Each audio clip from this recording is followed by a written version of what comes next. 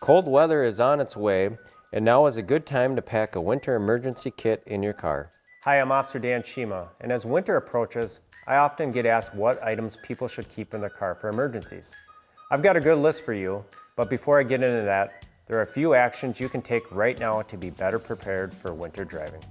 First, make sure you have a good snow scraper for your windows. Second, check your wipers and replace them if they are worn. Third, make sure you have plenty of windshield washer fluid.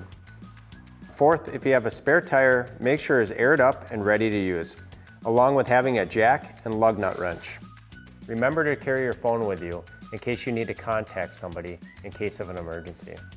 Now let's get to the emergency kit. There's a lot of things you could pack in case of an emergency, but if you do most of your driving in the metro area, you can probably get by with a basic kit for snowy weather.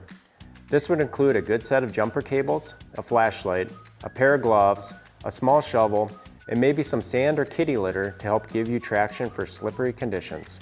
It might also be helpful to carry some winter boots to slip on in case you have to get out of your car. If you're on the road for longer distances, I would include a blanket and other winter gear to help keep you warm in case you are stranded for a period of time, as well as water and non-perishable snacks.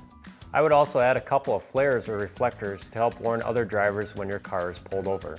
Winter driving can be treacherous, but if you prepare now, you can be ready when the unexpected happens. For more information on winter driving kits, visit our website at applevalley.mn.gov/police.